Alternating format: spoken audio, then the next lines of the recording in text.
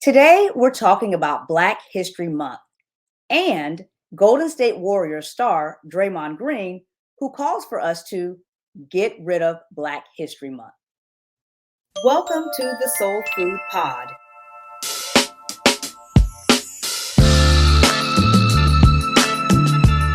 The first soul food podcast about Southern soul food. I'm your host, Shaunda Necole, cookbook author and food and lifestyle blogger, making life easier plus more soulful, one recipe at a time. What makes me an expert on authentic soul food? My heritage dates back to my great-grandmother Florence, a highly esteemed North Carolinian one-woman catering queen. In honor of my grandma Florence's legacy, I run the world's #1 soul food website today. I'm a born and raised Southern girl living my best life in the fabulous entertainment and food capital of the world, Las Vegas. I'm so proud to share my family's African American soul food recipes, representing our beautiful people and a legacy of what we eat. My mission here on the Soul Food Pod is to provide you with recipes for success. So join me as I create conversations about how accessible and approachable classic Southern soul food recipes can be. I'll teach you how these iconic recipes are now easy enough for anyone to make and everyone to love.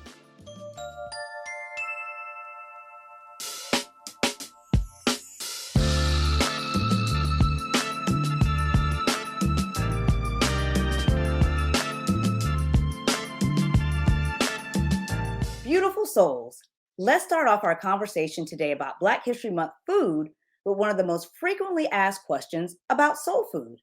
What's the difference between Southern food and soul food? Many people associate soul food with Southern food and the South, but soul food goes way beyond Southern cooking and often gets lost in translation and grouped in with Southern food. While most food is Southern food, not all Southern food is soul food. That's why it's important to distinguish when a recipe or dish is Black folks' food made the African American way. What is soul food? Where did it come from? Soul food is African American food derived from Black enslaved people's take from often unwanted or unknown parts, scraps, or leftovers of American and British cuisine, combined with the soulful essence of West Africa for color, warmth, and flavor. It's the preservation of Black people's food traditions. Let's talk a bit more about African American food culture. Why is food so important to Black culture? Soul foods are an African American culture of hearty home-cooked meals that you can point out by dishes with plenty of seasoning and rich flavor.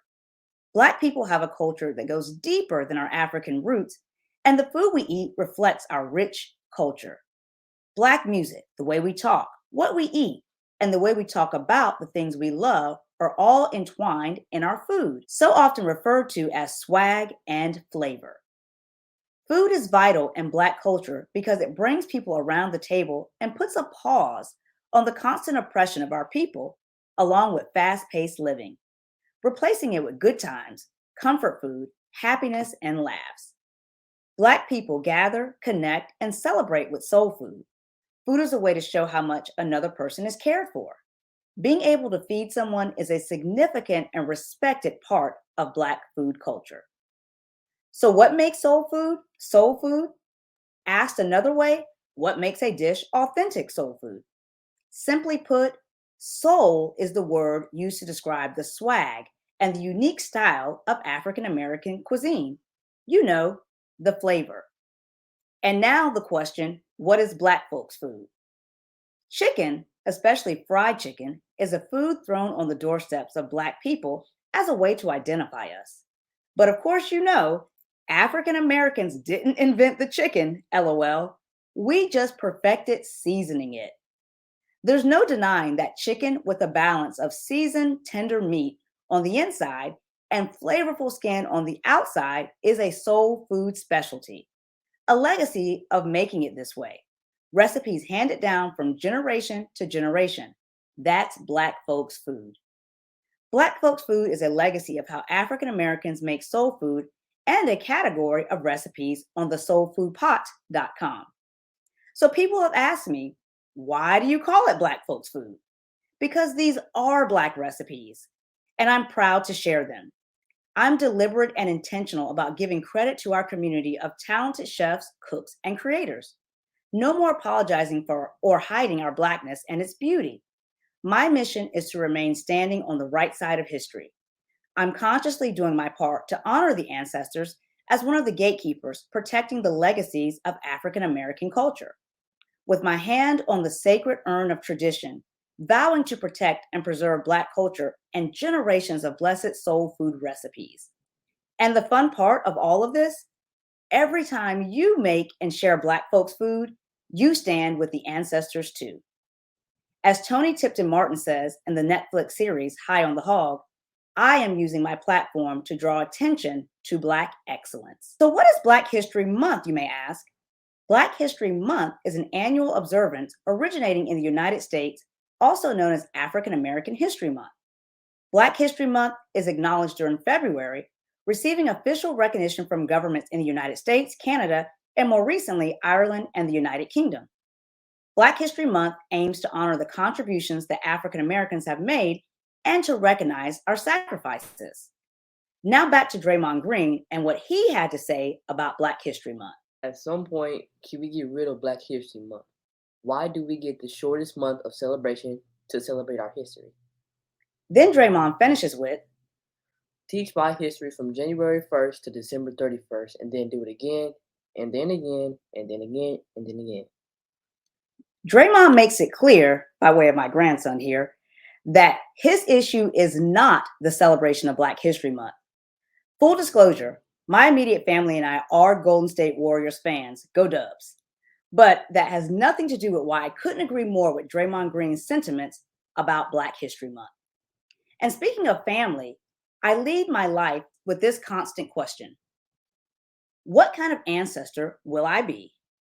So, in honor of Black history, I've asked our youngest son and firstborn grandson to be my extraordinary guest today to talk about Black history and what it means to them in the eyes of their generation. So, introducing my son, Dahvi, and my grandson, Kobe. Hey, Kobe. Hey. Hey, Dahvi. Hello. Now, Kobe, you're currently 11 years old, turning 12 this year. What do you think of when you hear the phrase Black history? I think of acknowledging my legacy. I love that word, legacy. And how about you, Dahvi? What do you think of? I think of pride because a lot of history comes behind every single thing we did and it has meaning towards it. Wow, that's an interesting perspective. I like that. Now, Kings, do you feel that Black history and Black culture get accurate representations in today's culture? Very different when I was raised in the early 80s versus when you two were born in the early 2000s, or Dahvi, when you were born in the early 2000s. So, Dahvi, I'll leave that question for you. I don't think it gets an accurate representation. I feel like from when you were born or before, from the 90s and before, it was easier to get everybody's attention. But everybody knows it's harder because you don't have media or anything like that. But I feel like it was easier because there was one leader. Everybody had their leader and everybody had their groups, and they made it heard. They made their voices heard through their music, through their star power. Okay, so like one star. Yeah, so like you had them Nelson Mandela's. Nelson Mandela, he stayed in jail. That's what he did. That's how he got his point across. Where Martin Luther King, he marched. That's how he got his point across. Mm-hmm. So with us now, it's just a lot of media, and we all get mixed in. We didn't really have a leader. And during COVID, when George Floyd died, he just died, and I guess that was the breaking point for all of us, because that showed that even during a time of crisis, that we actually need to actually look at this, because during that time everybody was sitting at home, so they actually had to look at the news during that time because it made them more aware. Wow, that's pretty deep.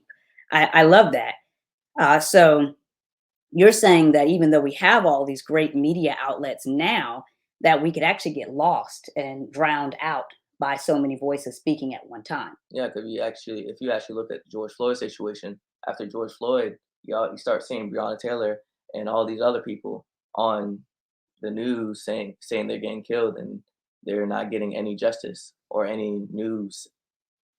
Gotcha. No media attention. So it took one person, in this case, unfortunately, George Floyd, to bring up all these other people. Wow. So that is a very interesting perspective, that the one person, so the one shepherd versus so many shepherds in media as it is today. Yes. I like that. I love looking at it that way. All right. So now I'm switching gears to the fun part, which is always the food. All right, Kobe. So what foods do you think of when you think of Black history? I'll think of turkey necks, deep fried, like baked chicken, and macaroni, cornbread, Mm. stuff like that. I love cornbread though. Okay. And what's your favorite food that your mom makes? Or it'd probably be turkey necks. Okay. Oh, you go deep. Where you from? Arkansas. Well, I know where he's from, but he's telling the people where he's from. I'm from Little Rock, Okay. Arkansas, Little Rock, Arkansas. Gotcha. So yeah, some real deep soul food. Yes. Okay. All right. And Dahvi, what foods do you think of when you think of Black history? The macaroni and cheese, you got the collard greens, you got the cabbage. It don't matter what, the purple or the regular one, don't matter to me.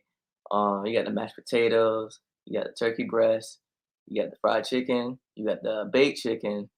What else? Oh yeah, if you got your grandma there, she's gonna be making that cake, that pie. Yeah. I just think of it as Thanksgiving, honestly. Wow. So when you think of Black history and food, you just straight up think of Thanksgiving. Yeah, so many food. And that cranberry sauce be hitting. What do young folks say? I heard you say it the other day, Kobe. Be bussin'. Is that the word? Yes. Say it. Bussin'. Okay. Bussin'. Okay. All right. So beautiful souls, what do you eat in Black History Month?